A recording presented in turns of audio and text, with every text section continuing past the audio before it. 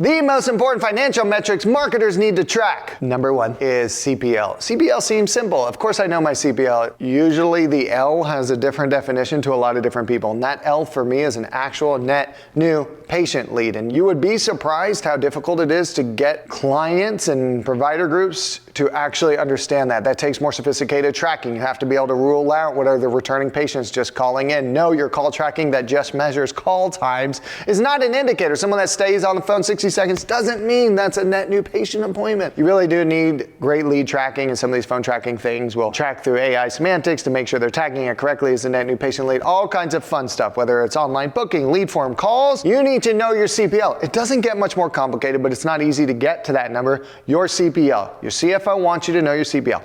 How much does it take to acquire a net new patient? And CPL is close to that. Sure, you then have to multiply times show rate and all that stuff, but CPL good enough, and they want to see that coming down so that they know how much more efficient they're getting. The next thing a CFO wants to know is how much more could I efficiently spend? So your TAM, total addressable market, how much more could I spend in what markets? And go to your agency, your consultants, your media.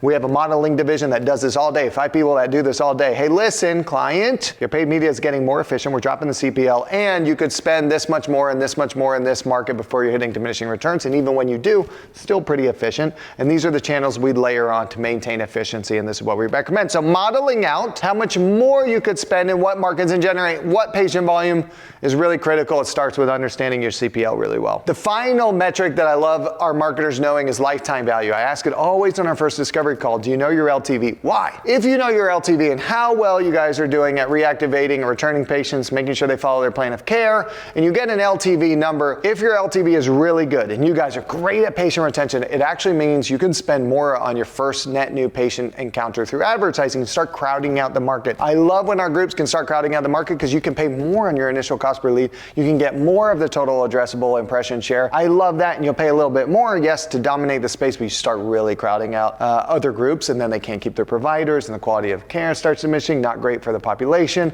but then you start taking more market share. So LTV and understanding that, very important. It also helps you go to the CFO and justify more spend. Our patient is worth $2,000. Don't tell me a CPL of $200 is out of the question. CFO, wouldn't you spend more knowing if I could get that CPL down to 150, would you give me double the budget in these addressable areas where I know we can spend more? And the answer is always going to be yes. The CFO is there to make sure the company grows, but in an efficient manner that generates EBITDA. No margin, no mission, right? That's all they care about. CPL, total addressable market, done through modeling, and lifetime value. If we get those down, you guys are going to be in good shape.